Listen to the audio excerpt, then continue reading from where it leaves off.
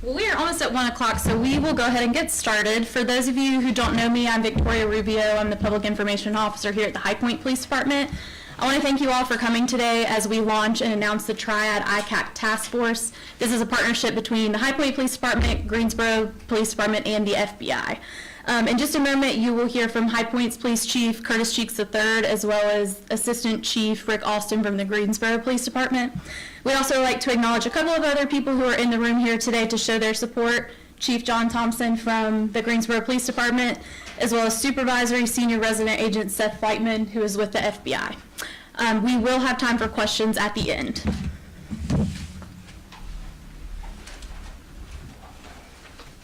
Thank you, Victoria. Good afternoon. Thank you guys for joining us here today. The main reason we wanted to gather you here is to talk about something we think will be impactful for law enforcement and how we investigate crimes here in the Triad area, and that is forming the Triad ICAC Task Force. Not to insult anyone's intelligence, but that is internet crimes against children. What we started talking about several months ago between our two agencies was what efforts we were putting in toward investigating these types of crimes and how we could do things a little bit better. Our agency has had staff splitting time between handling those cases and other cases. I believe Greensboro has been in a similar position, so we found it better to combine our efforts, make sure that we had focused attention on those types of cases, and then put them in a space where they could work together with collaborative resources to address those issues.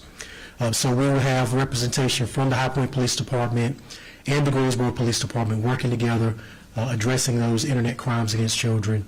They'll be housed here out of the High Point Police Department, but an important component of how they will operate is they will be dual sworn with the FBI, who will be our partners in this, which will give them additional jurisdiction, resources, and training to make sure that if it extends beyond the bounds of this general Triad area, our investigators can see those cases all the way through until the end.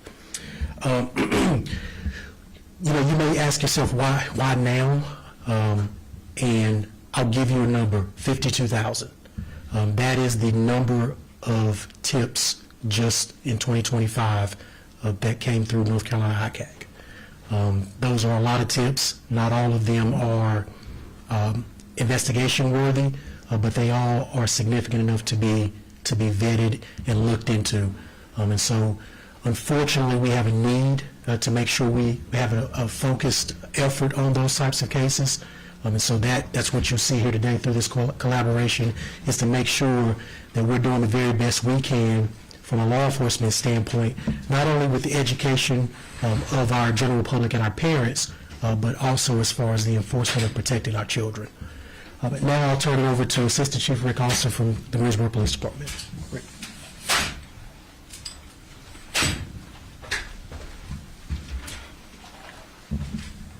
Thank you, Chief Cheeks, and good afternoon to everyone. I just want to take a moment also just to reiterate some of the things that Chief Cheeks has said about the Triad ICAC Task Force.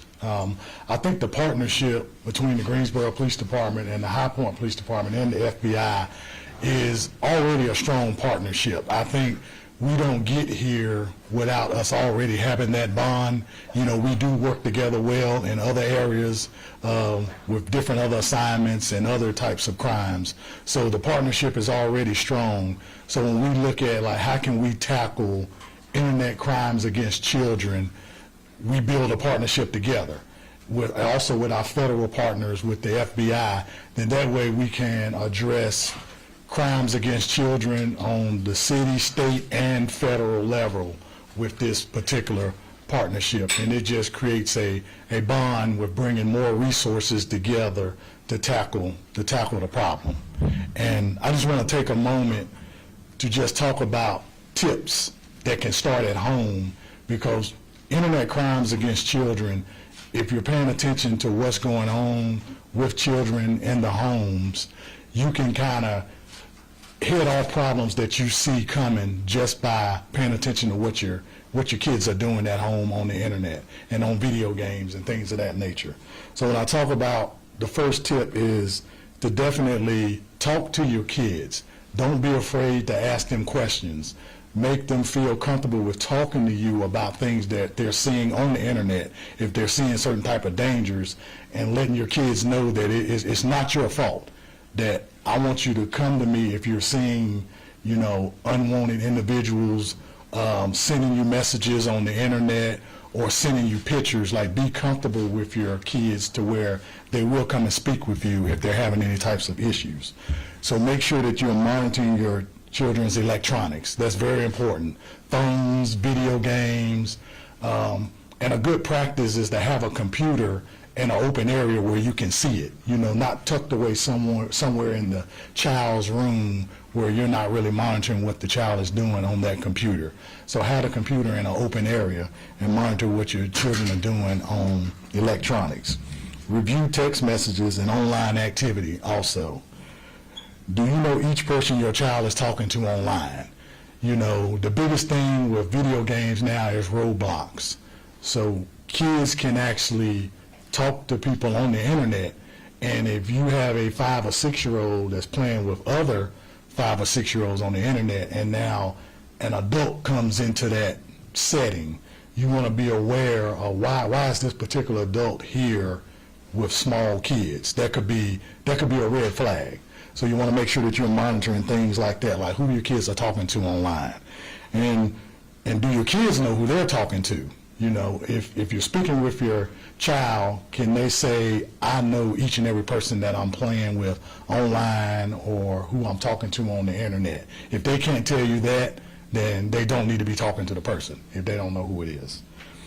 And talk with your children about online activity and cyberbullying. Encourage your children to come to you with problems. I stated that earlier. That's key. Make sure you encourage your kids to come to you. Talk to your children about posting or sending pictures online. You know, that's definitely a no-no. You definitely don't want to send pictures of yourself to individuals that you don't know. And remind them not to take or send pictures to anyone that they wouldn't want their parents to see. And review and understand online games and just how they work and how your kids engage with other kids. Make sure you understand that. And many games have social aspects and allow users to chat and voice chat and even link images and websites. So be careful of chats and understand who your children are in chats with. And consider if your children are old enough to have unsupervised access to the internet. So that's one thing you also want to look at. Do they need to be on the internet without me monitoring that? Are they old enough to do that? So keep that in mind. And internet access should be considered a privilege and should be removed if you have any concerns. And report all concerns of online child sexual exploitation to the National Center for Missing and Exploited Children. And there's a website that you can report this activity to, and that website is report.cybertip.org. And thank you for your time.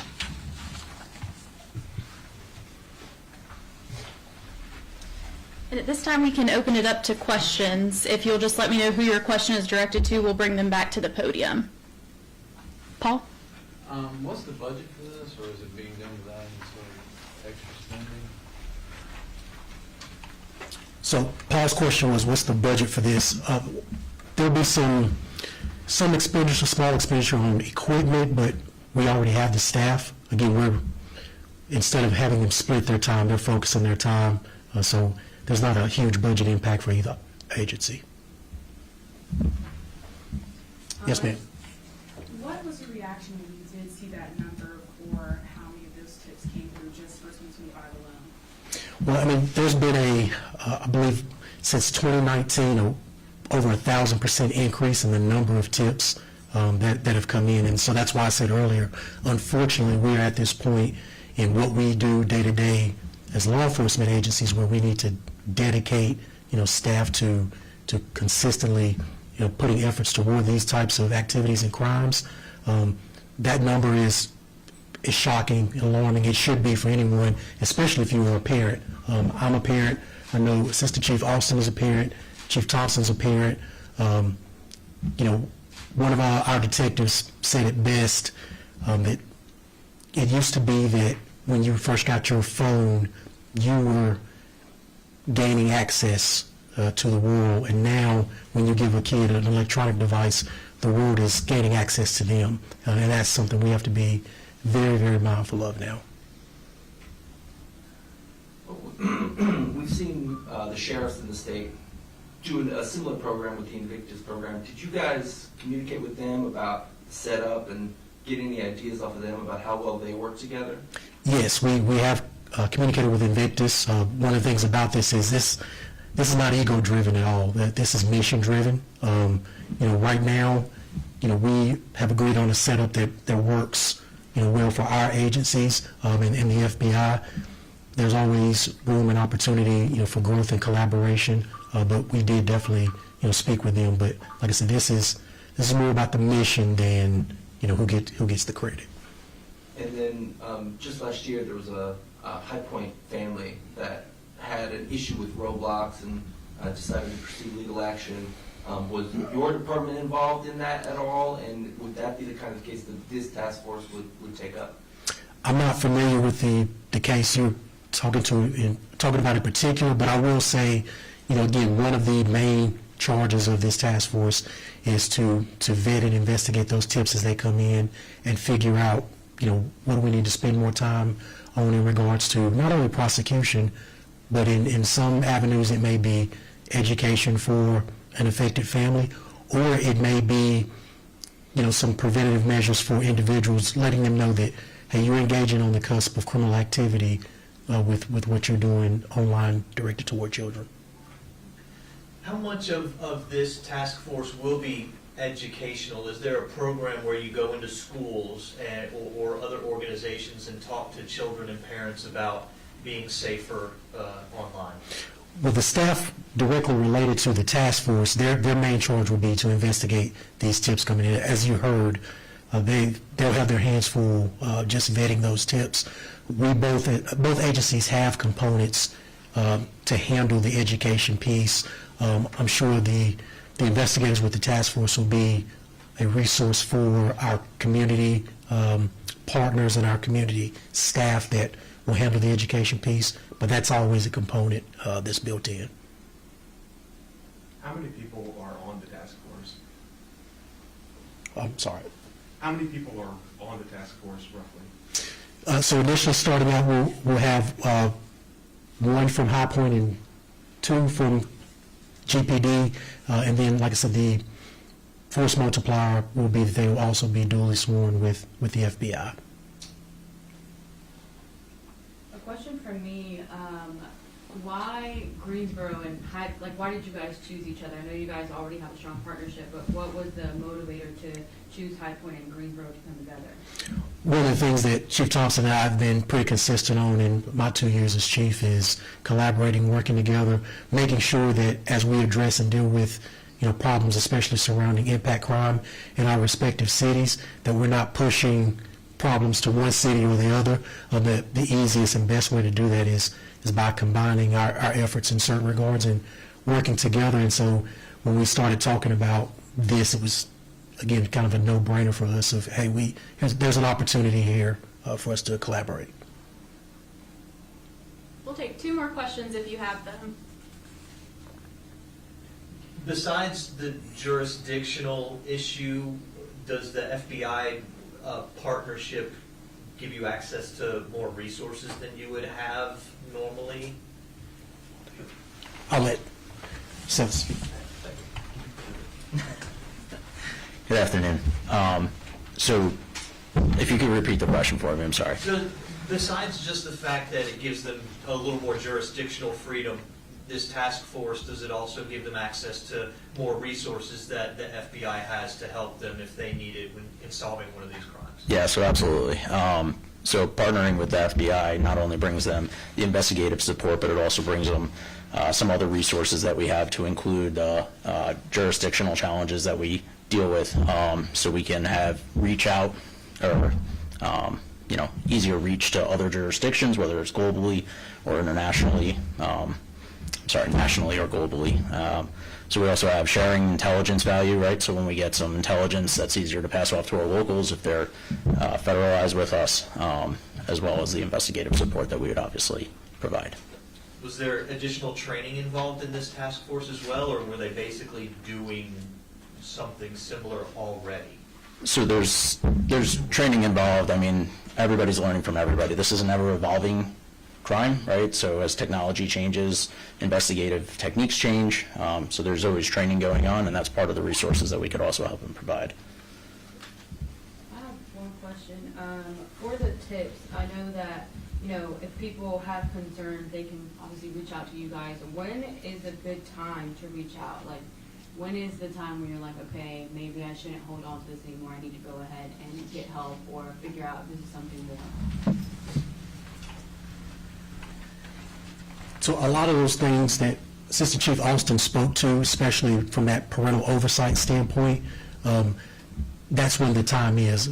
As vague as that answer is when you notice that type of activity where, hey, these folks are, communicating with my 6 or 7-year-old and they're not family, we don't know who they are, they're asking for pictures, things like that. Those are the types of things that, again, there's no logical reason why an adult should be engaging a child in certain types of conversation or activity online. Those are the things we want our parents and our guardians to be aware of. And once you start crossing that line, again, we get tips at different points, and where we get those tips will decide whether it's an education piece, it's a deterrence piece, or there's a criminal aspect to it. Again, thank you guys for joining us today. That'll conclude our press conference at this point, and if you need anything further from us, please grab Victoria or Patrick, who can facilitate what you need. Thank you.